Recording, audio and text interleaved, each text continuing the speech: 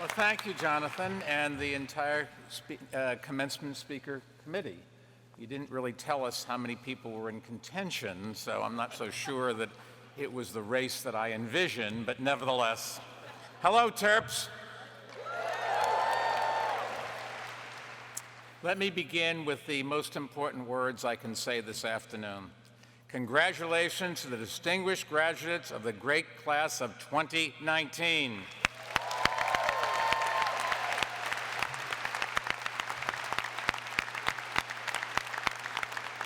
Now, I'm sure some of you never imagined you'd make it here today, and I'm sure some of your first-year professors never imagined it either. But you battled, you worked, you believed, and you made it. Let me also thank President Lowe for the honor of addressing you today. When he invited me to be your commencement speaker, I said that I would be honored to accept, even though I went to a different school in Maryland, Johns Hopkins University. President Lowe told me that's fine. He wouldn't mention which school won a national championship in lacrosse 2 years ago. And I told him I wouldn't mention which school's lacrosse team won the last 2 games they played against each other this year.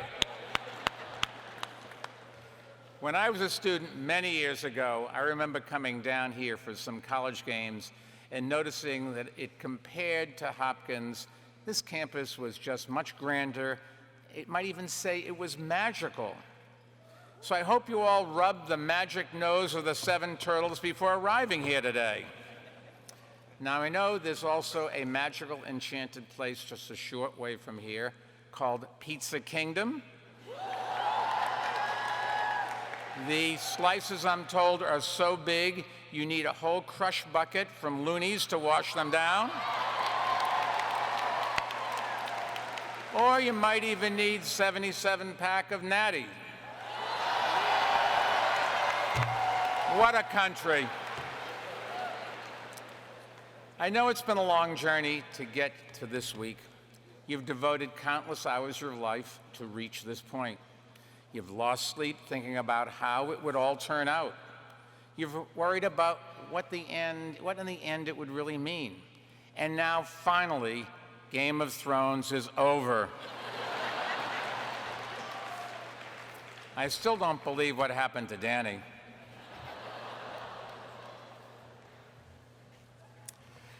I can't stop watching that scene with the Night King over and over.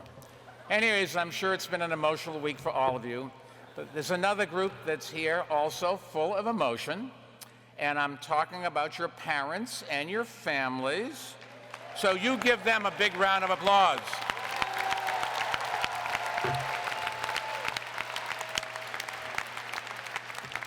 They are packed in here beaming with joy, not even thinking about the checks they wrote to send you here, or the fact that some of you will be moving back into their basements, or that you'll be keeping them up all night blasting Old Town Road by Lil Nas X.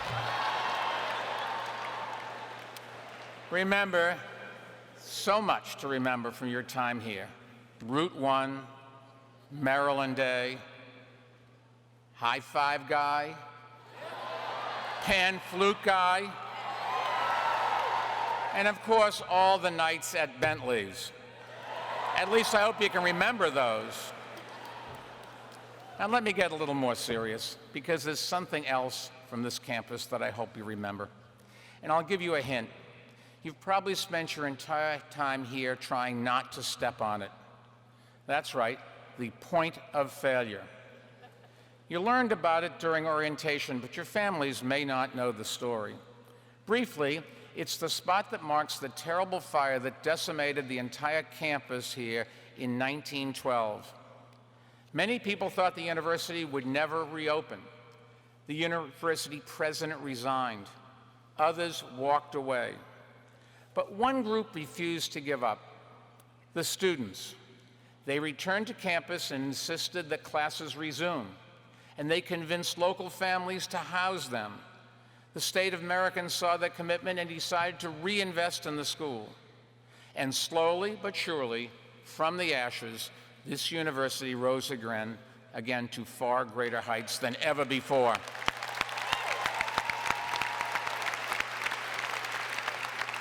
Now, legend has it that if you step on the point of failure, you won't graduate in 4 years. So today, my advice, go ahead and step on it. At this stage, what are they going to do to you? And when you step on it, think about what the point of failure stands for. Because for all that you've learned during your time here, I'm not sure that there is any more important lesson than the one behind that story. A group of determined young people believed in an idea that appeared hopeless. They banded together, they worked hard, and they refused to give up. They changed "you can't" into "we will." And they turned a point of failure into a turning point. Now, I know that all of you have experienced adversity during your time here. And in the years ahead, I can promise you that you will encounter your own points of failure. We all do. So let me give you a personal example. I spent the first 15 years of my career working long days for the same investment firm. I loved every minute of it. And then I got fired. I had a difference of opinion with management.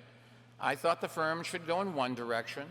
They thought it should go in the other direction without me. Getting fired was a point of failure like nothing I've ever experienced before. It was embarrassing. None of my friends got fired. It was hurtful after all the years I had devoted to that firm. It was worrisome. What would I do now? And it was unfair, or at least I thought so. But it also became a turning point in my life. When it happened, the easiest option would have been to swallow my pride, send my resume to other firms, and do the same thing I've been doing since I'd gotten out of school. But for a while, I had had an idea for a new company, but I never had the guts to pull the trigger. My idea was to build a company that could deliver financial data to desktop computers. I had worked on Wall Street, and there was a use for it. There was one problem. There were no desktop computers back then, and this was way before the internet and social media. Yes, such a world actually existed. No Instagram, no Reddit, no Grumpy Cap, may she rest in peace. I had to build a new computer from parts you could just go buy at Radio Shack. I had to write the code to run it, and I had to string together telephone lines across the country to connect them, creating the first intranet. There were a million reasons why people told me you can't, but I sucked it up and assembled a small young team that believed in the idea, and together we said, we will, and we did. So getting fired was tough, but there was a silver lining, because it was an opportunity to do something that I really wanted to do. Graduates, when you encounter your own point of failure, how will you respond? Will you see it as defeat or an opportunity? Will you take the easiest available route, or the one that's going to be tougher, but also potentially more satisfying and fulfilling? The tougher route could turn out to be a dead end, but it could also be your yellow brick road.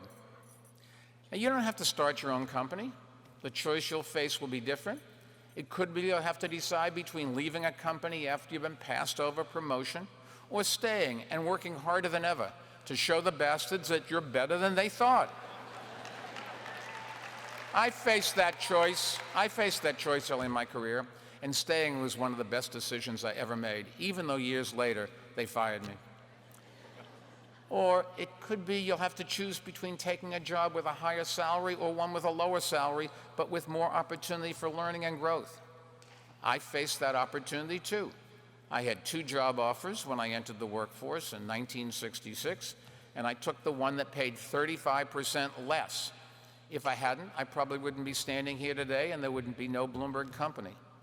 That would have been bad news for me, but also for 15 of you graduates sitting right in this room that my company has hired this year to begin full-time positions next month.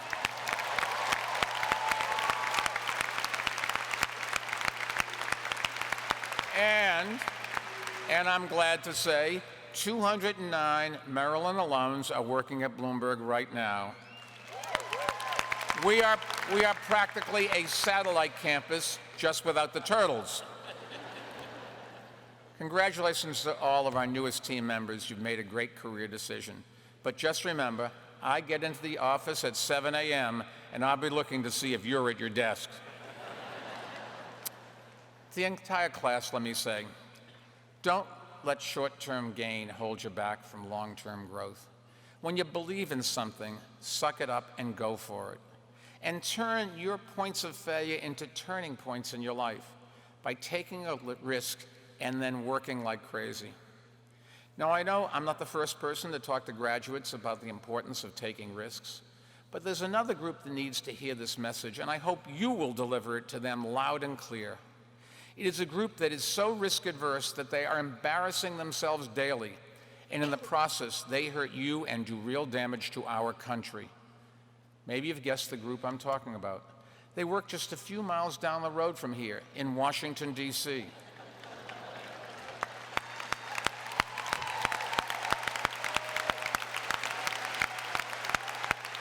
They are our elected officials, and their job is to address all the big challenges we face, from income inequality and failing schools, to unaffordable health care and the opioid epidemic, to gun violence and climate change. But many of them are just too afraid of losing the next election to do what that job requires, really to help you and me. Well, I hope they're watching and listening.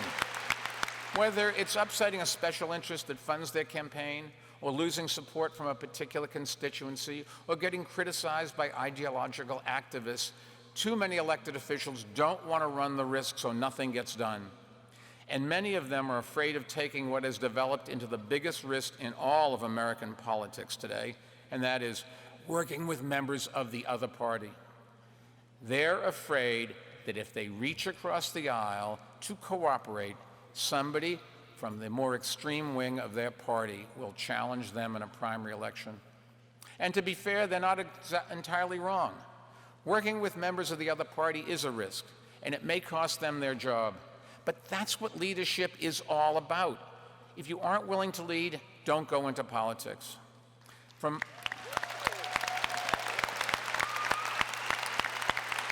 my experience, voters respect and reward leaders who take risks, even if they don't agree with them. If that were not true, I never would have been reelected twice. In my first year in office, we faced crippling budget deficits, so I made the unpopular decision to raise taxes and cut spending. And for good measure, I also banned smoking in bars and restaurants. All I can tell you is when I was marching in parades, I got a lot of one-finger waves. Back then, people told me you can't do those things, and win re-election. But you know what? They were wrong. Over time, New Yorkers embraced the smoking ban, and they understood that funding our schools and police and parks and everything else require hard choices. If I hadn't run those risks, maybe I would have had an easier time to get reelected. I don't know. But I never would have been able to look my kids in the eye or live with myself. If you can't go home at the end of the day and look in the mirror, it's not the mirror that's the problem. Don't go through life making excuses and playing it safe. And don't accept those excuses from politicians. Don't let them pass the buck and kick the can down the road. You and your families are the ones who will suffer. The good news is your time here has prepared you to lead from the front rather than following from behind. You know how important it is to embrace fearless ideas. You know what it's like to be open and bold and look at new ways of things. You know that it's possible to do well and do good. As you leave here, carry that knowledge with you, because our country needs more people who have the courage to put fearless ideas into action. And believe it or not, as dysfunctional as our politics are, it really is possible for a group of committed people to make a big difference by turning points of failure in Washington into turning points for America. I'll give you one more quick example before I finish. Thank you. I use an issue that I was involved with, and I don't know, some of you probably are too. and I'm talking about gun violence, which kills 40,000 Americans a year. That is one death every 13 minutes every single day. And whether you realize it or not, all of you have already been affected by this crisis, if only indirectly. You are the first generation to experience active shooter drills in school. After the recent shooting at UNC Charlotte that killed 2 students, a student who was on the campus at times said that it felt, quote, like a normal high school lockdown. A normal high school lockdown? Just think about that. There should be nothing normal about school shootings. We can't accept them as normal events. Not on college campuses, not in high schools, not in elementary schools.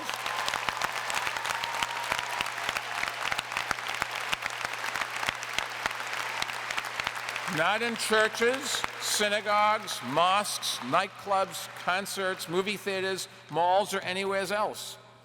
After the mass shooting at high school in Parkland, Florida, which killed 14 students and 3 staff members, the students from Parkland organized a march on Washington. It attracted hundreds of thousands of people, including many of you, I'm glad to say. On that same day, my foundation helped organize 750 simultaneous marches in cities across the country.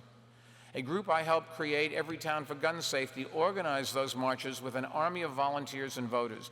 And together, we pushed states to adopt common sense gun laws that also respected the Second Amendment. And you know what happened? Politicians actually listened, because they knew that for the first time their jobs were on the line over this issue, and not from the NRA, but from you.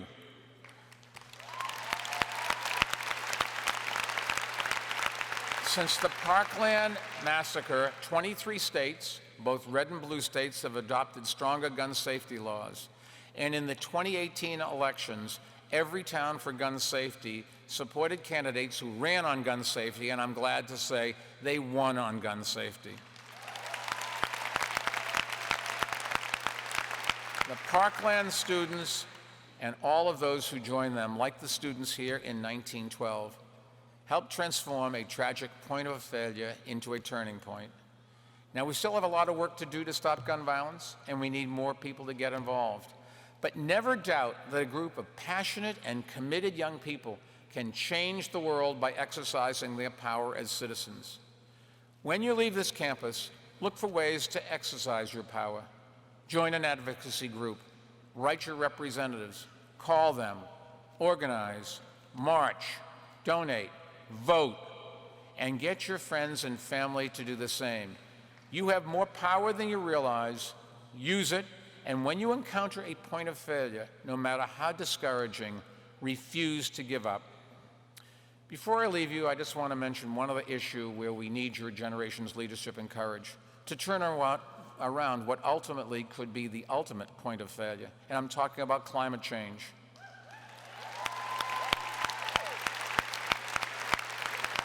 The point of failure was crystallized during your time here in school. 2 years ago, the White House announced its intention to pull out of the Paris Climate Agreement. It took almost 30 years for that global agreement to come together, and every country signed it, including the US. But in 2017, we became the only country in the world, the only one, to reject it. Now, the real reason wasn't about economics, and it certainly wasn't about science. It was politics, plain and simple, and pandering to the most extreme voters.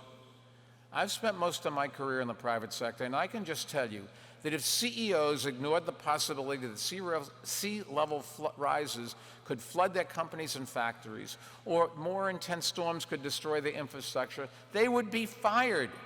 And in my view, we should also fire all politicians who ignore those threats.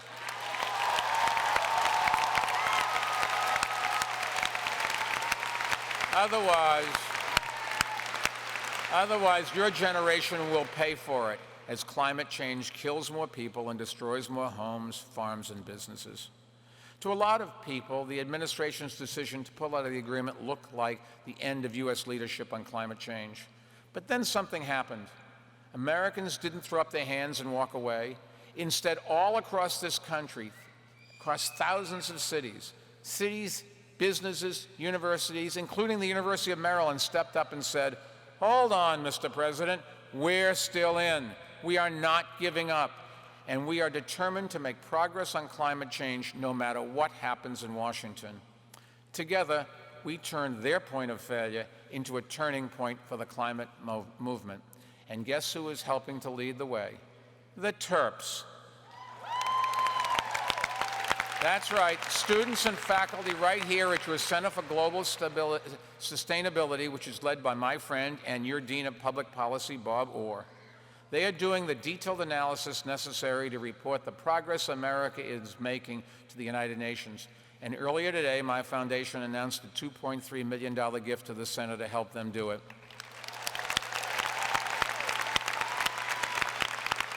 It's part of an effort we call America's Pledge because we can't afford not to honor the pledge we made in Paris. Whether it's climate change or gun violence or any other issue, all of you can make up for the inaction in Washington by turning their points of failure into turning points for our great nation. I'm optimistic that we can rise to the challenge because I've seen your generation's creativity and sense of social responsibility. I believe in you, and I believe in the spirit of 1912. That spirit, that willingness to do great things in defiance of long odds, has always shaped America. Now it's your turn to extend that tradition. When you experience a setback or failure, that's okay. Don't lose heart. In America, you can fail and try again and again and again and still have hope of succeeding. Or at least in New York, that's what we say about the Knicks. Graduates, when everything burns down around you, don't walk away. Fight for what you believe in. Ask others to join you, and demand that politicians run the risk of doing what's right, not what's easy. You will never regret it, and our country will be better for it. So before you leave this great institution today, go step on the point of failure, because this really is a turning point in your life. And it's only the beginning of amazing and inspiring achievements that you are capable of. So tonight, have one last can of Natty at Bentley's. Okay, maybe two, but not 77. And tomorrow, carry the spirit of fearless ideas that you learned here wherever you go. Congratulations and best of luck.